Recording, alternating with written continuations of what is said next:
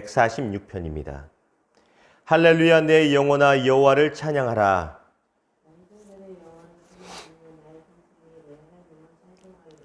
귀인들을 의지하지 말며 도울 힘이 없는 인생도 의지하지 말지니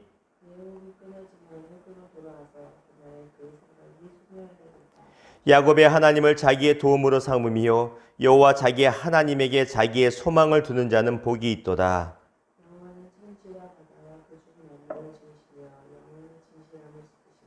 억울한 사람들 위에 정의로 심판하시며 줄인 자들에게 먹을 것을 주시는 이시로다. 여호와께서는 갇힌 자들에게 자유를 주신도다.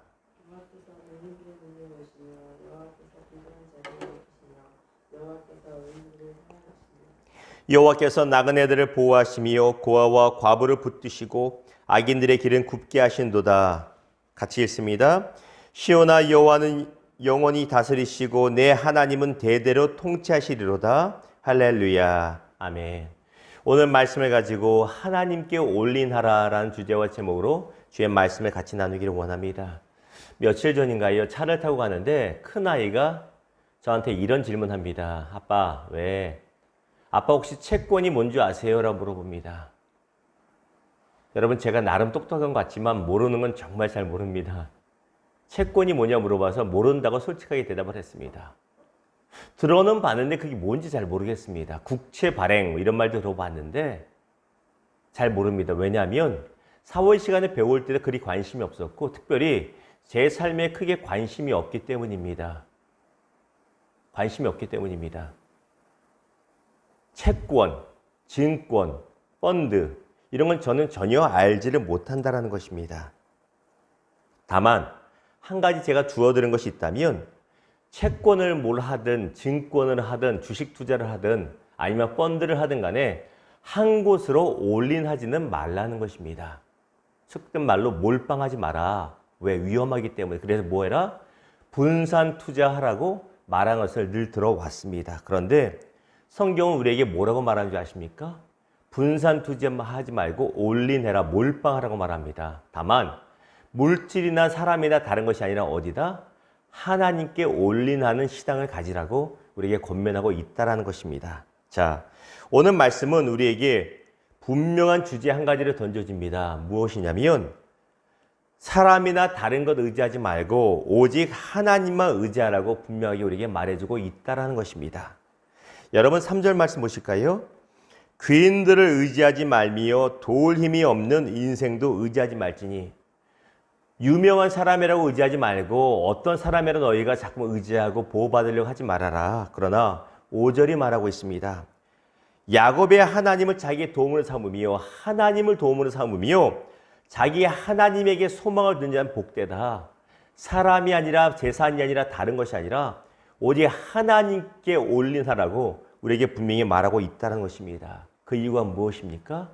오직 하나님만이 천지 만물을 창조하신 분이 되시고 천지 만물을 지금도 보호하시고 가난한 자를 돌보시고 병든 자를 고치시는 의롭고 사랑 많으신 하나님이시기 때문에 하나님만 의지하라는 것입니다.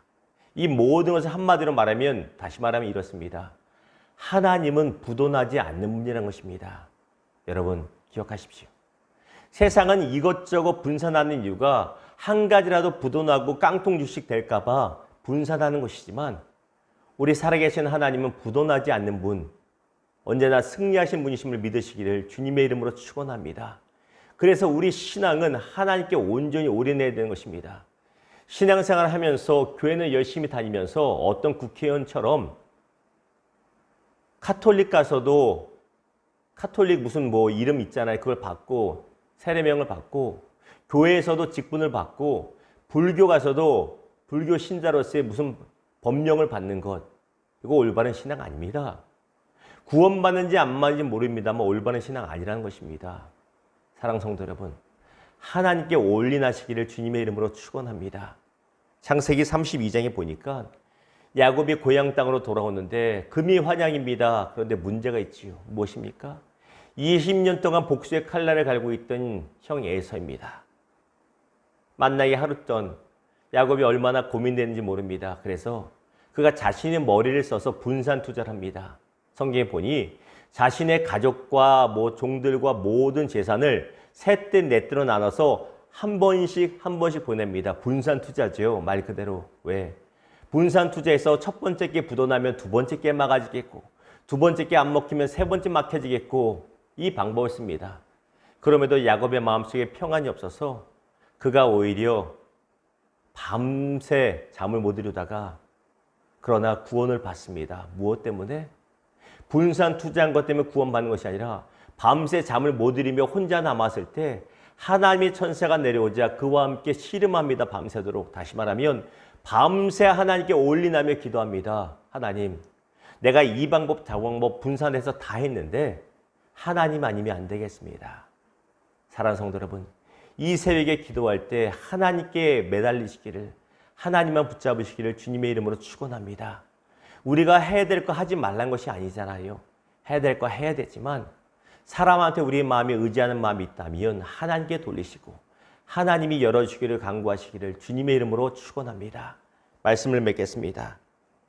창세기 17장이 출애굽 사무엘상이죠. 사무엘상 17장에 보면 다윗과 골리앗의 그 위대한 전투가 나옵니다. 그런데 블레셋의 무기에 대해서 성경은 굉장히 거창하게 많이 말하고 있습니다. 반면에 다윗의 무기에 대해서는 굉장히 초라하게 단순하게 말하고 있습니다.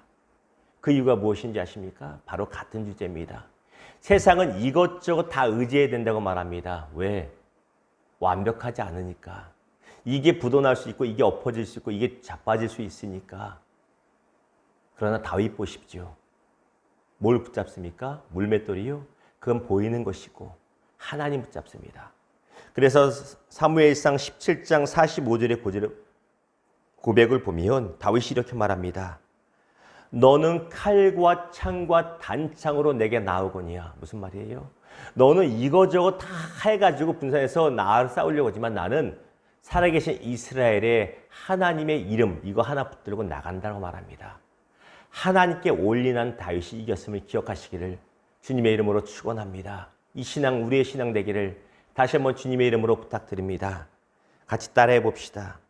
저의 도움은 오직 하나님이십니다. 나의 소망은 오직 하나님께 있습니다. 기도합니다. 아버지